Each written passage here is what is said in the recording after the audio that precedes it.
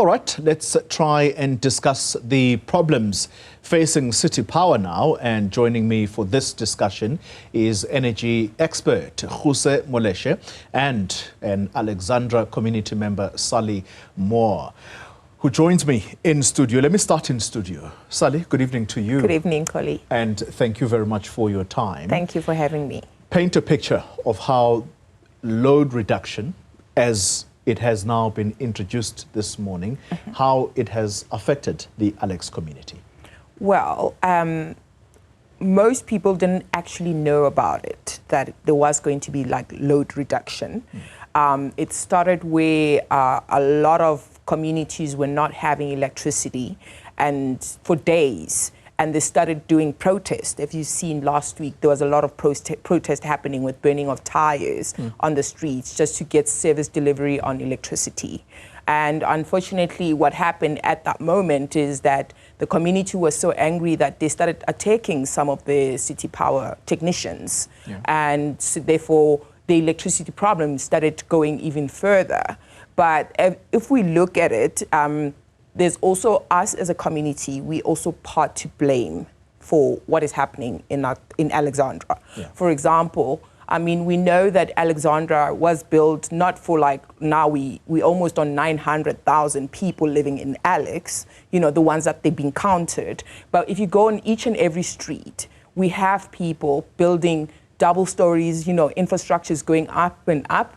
And obviously, when you build more rooms to rent out, you need electricity. So you are going to go on somebody's grid and then try and connect there. And we also have shacks. We have illegal connections that's been happening, but there has not been a lot of accountability that's been taken. You know, it feels like somehow City Power also has taken a lay back a bit to say, we must solve the problem in the way of us taking accountability to say, what is it that we're going to do, maybe to help them, you know, with the electricity problem of illegal connections.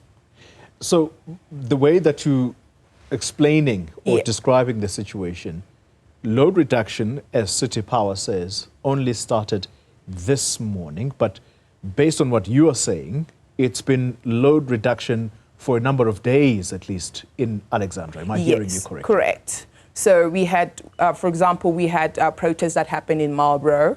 We had protests that happened on John Brand Streets, 7th Avenue, 14th Street, you know, 12th Avenue. They didn't have electricity.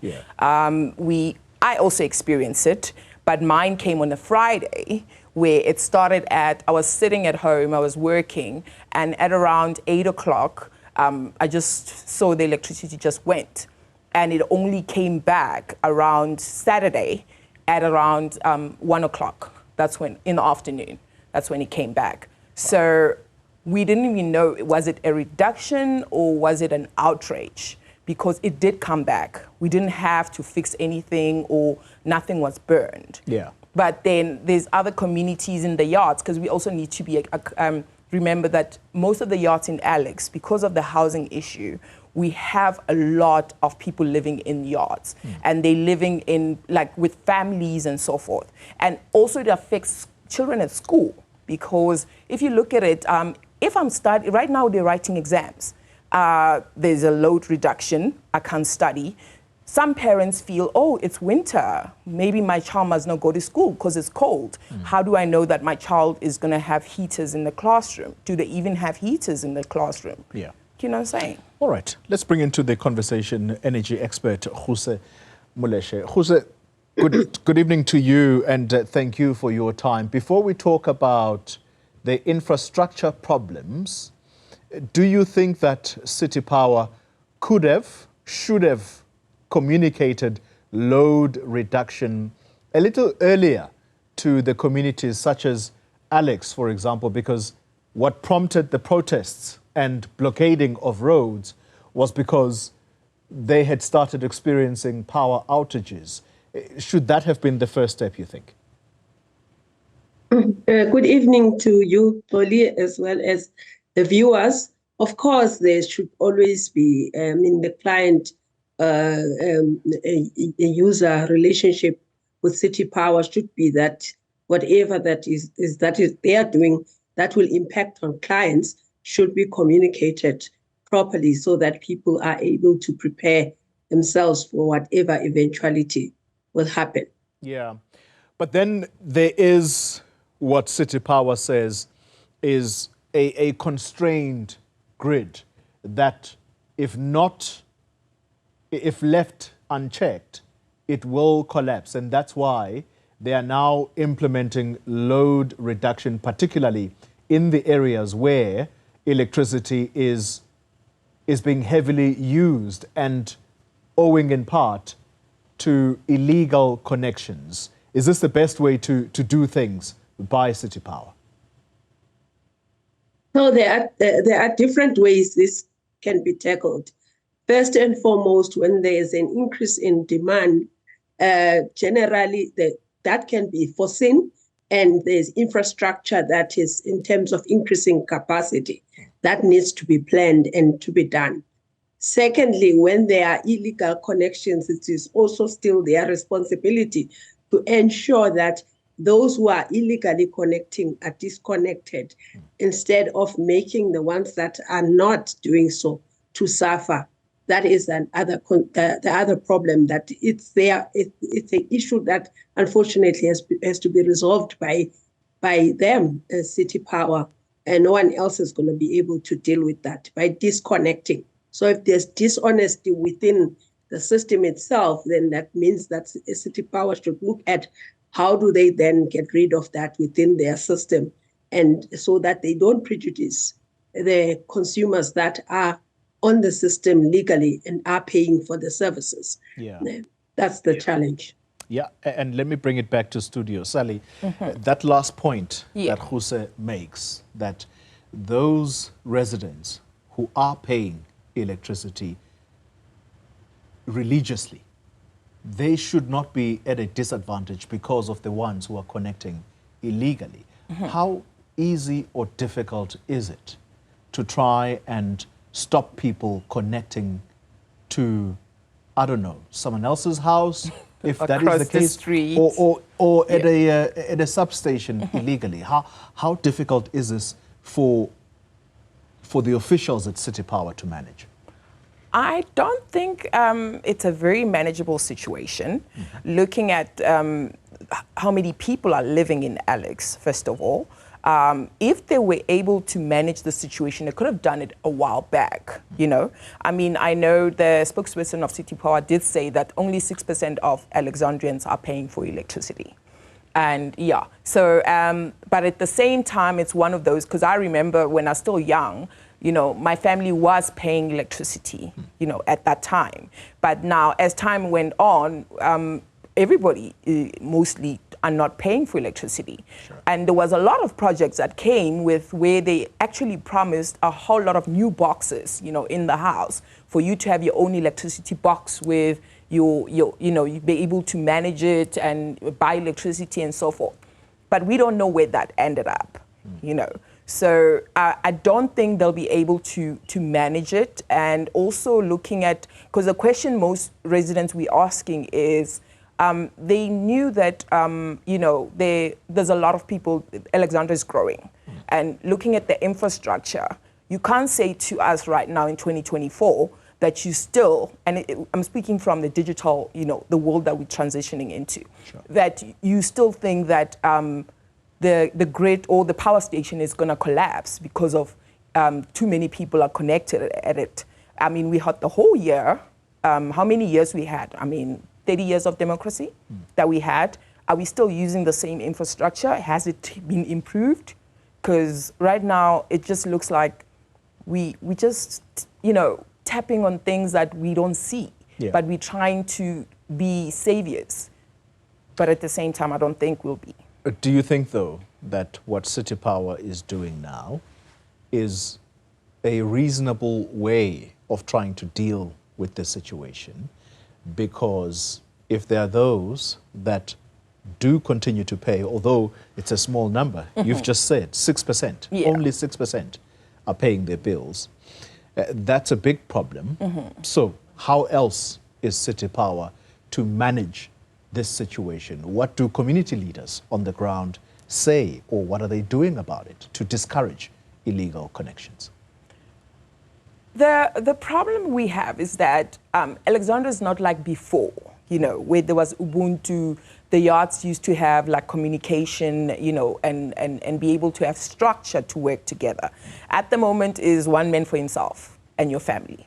So even if you try to communicate, because I remember, I think it was yesterday, in another yard, because they didn't have electricity coming back at all, they decided to get a technician of their own that they wanted to pay. But now that technician found that, there was something that was burned in the box. Yeah. Then the other people in the yard were not happy that they got connected and they didn't. And it became a problem of physical fights, which was very unnecessary because all you had to do was have a communication to say, how do we then stop illegal connection from, you can see it. We all can see it. Yeah. But nobody is brave enough to say, you know what, I'm going to go there and try and help City Power to try and disconnect. No, everybody's like, it's not my problem. City Power must deal with it. But now when you don't have electricity, what do? Oh. Ruse, let's come to you. How big a risk is the situation that Sally is describing here? How big a risk is this to the electricity grid in Johannesburg? So there's different areas that City Power has indicated. I think we've listed more than 20 areas besides Alexandra where they are experiencing similar issues. I understand there may be very specific issues related to theft in Alexandra. My question is that happening everywhere? And I think Eskom at some point with Soweto tried to install prepayment meters so that they can prevent the fact that right now people get electricity and have to pay for it at the end of the month after using it. And when they don't. So there are various measures that are used everywhere else in the world in terms of trying to mitigate the issues. But it sounds to me like it has been left to the last minute, and now to try and address it is going to be a big, big challenge, particularly in Alexandra. Yeah. Are there other ways? I mean, I know you did try to answer this question a little earlier, but Yeah. It is winter time, and this is bound to rub people off the wrong way. Already the protests are the evidence of that. How else is City Power to deal with this situation? Because they possibly are genuinely worried about the system completely collapsing, at least in those areas. Yes. No, they don't have much of a choice right now because of the fact that if they leave the infrastructure, if there is congestion in those substations, then there will be a collapse. So they don't really have other issues right now. But in general, the ways that these can be addressed is to obviously deal with the illegal connection, increase the capacity. I think they alluded to it in the clip that they would like to increase the capacity so that they can take more. And that's the only way. But that would not be a short-term thing. It would be a longer-term thing beyond this particular winter. Yeah. Sally, yes. Why is it that people take it upon themselves to simply not pay for the service that they are using? Because that is a frustration to the city officials, the City Power officials. It's a frustration for those 6% that live in Alex who do make the honest effort of paying every month. Where does this decision stem from of simply not wanting to pay for the electricity you use? I think if we look at the socioeconomics of Alexandra, and you're looking at the poverty streaks in Alex, so right now we even hit by unemployment. There's a high crime rate, and there's always been that of being promised things and never happening. And I think also there's always been that thought that, that's around the people to say, no, we're not paying because Santon is taking care of our bill, So it's always been that way. Right now, if we realistically look at it, I mean, we've got our grandmothers, our grandfathers that are still living in Alex. We have sick people or unemployed, a whole lot of unemployed people in Alexandra. How are they going to pay for electricity at the moment? So it's always, it has been given to us to be a norm, to say it's okay, you are taken care of, you know? And I think that's why sometimes we feel as if like we're entitled to things and we're entitled to service to getting service of electricity, because that's what we've been, you know, told or being given all the time. So there's never been an accountability or responsibility that comes from us and say, hey, listen, we're not paying, so we can't actually demand a lot. Or how about we pay something? But also, if we're paying, how much are we going to pay? What are they going to base it on, you know? Yeah. So there's quite a lot of this energy crisis in South Africa as a whole. Yeah. It's a big mess, and it's really questioning a lot, because even the youth now is questioning it. Where does it stem from?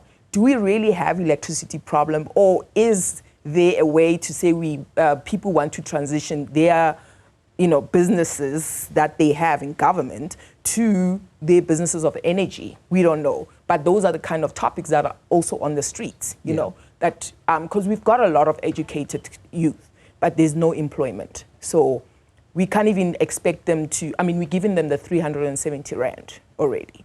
So are we saying from the 370 that we're saying they need to live off it, we now want to take a certain amount for them to pay for electricity, because even their parents most of them don't work. Yeah. Or those that work are walking from here to, I mean, from Alex to Sandton.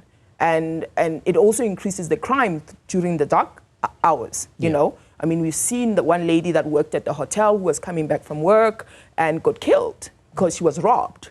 So we're seeing a lot of hijackings that are happening. You know, Alex is being used as a junkyard at the moment. And this load reduction or load shedding, whatever name they write, they're like giving it at the moment, because for us, the question is, isn't load shedding the same as load reduction?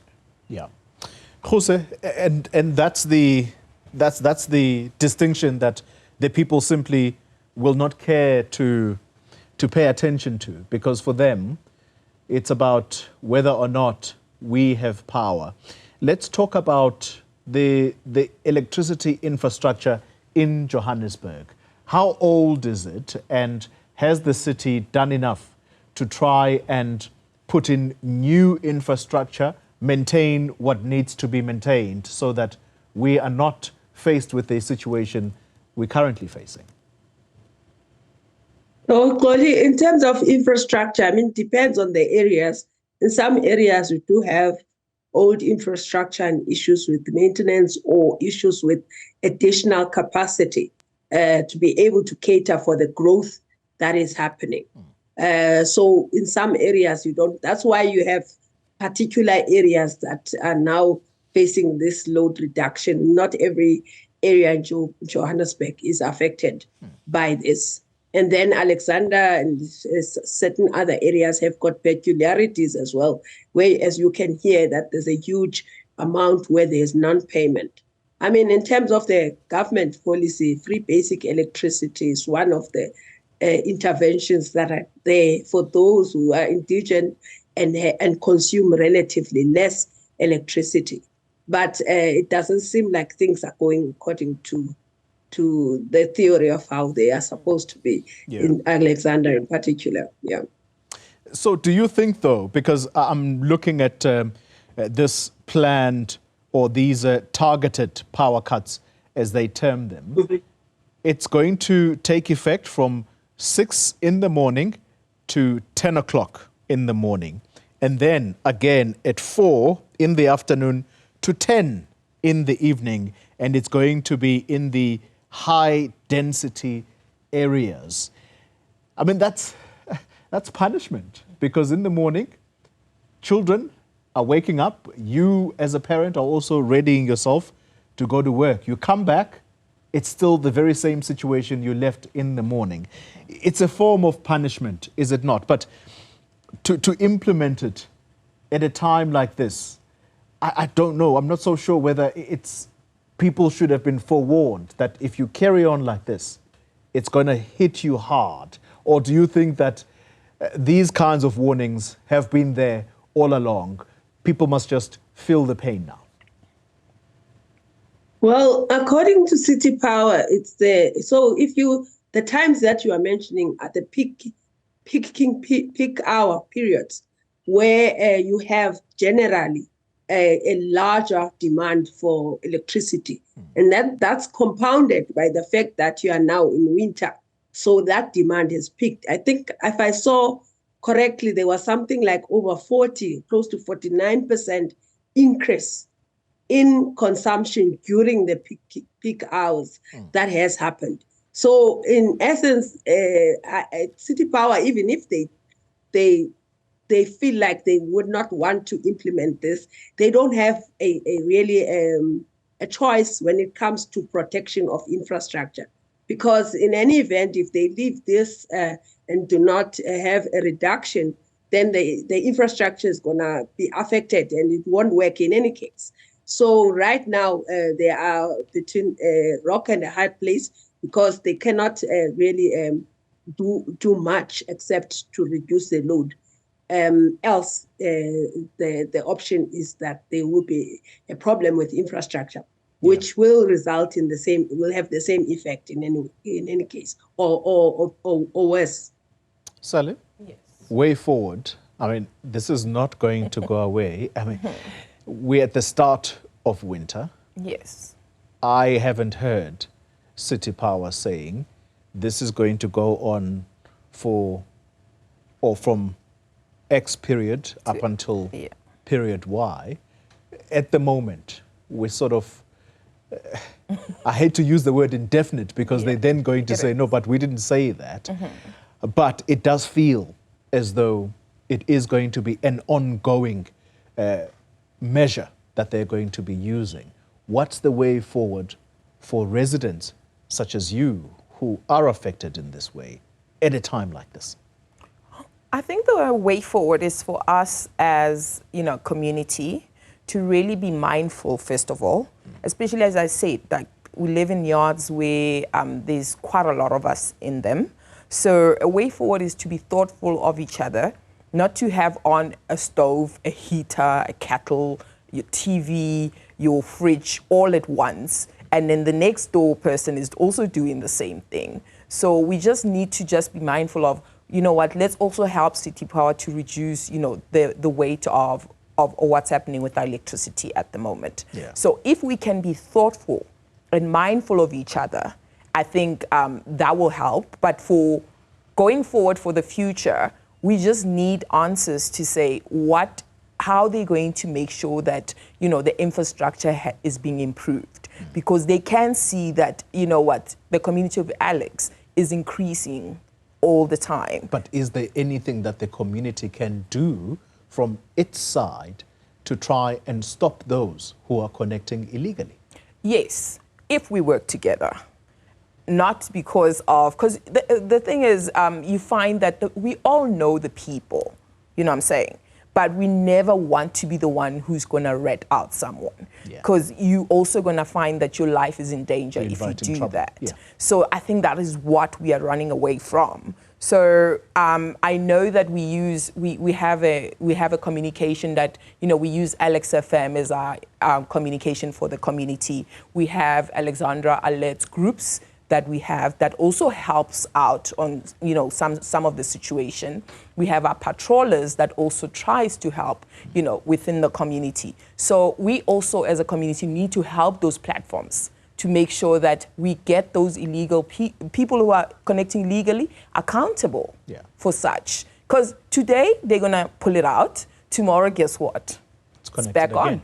And it's a danger, it poses a danger, particularly to children who are running around. Ruse, final thoughts from you as we close?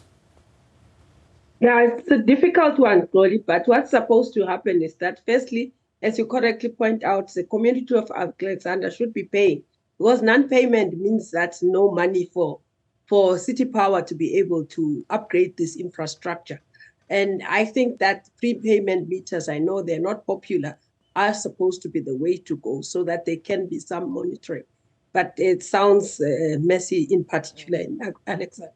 Yeah, it is a tricky situation, no matter which way you look at it. And I suppose for the 6% that at least is paying, it's called comfort at a time like this, that they are deprived of the very service they're paying for because there are other people who simply do not want to pay. But thank you very much for your time. Sally Mmower, she is an Alexandra community member, also joining us in this conversation, Ruse Moleshe, an energy expert. Thank you very much for your contribution.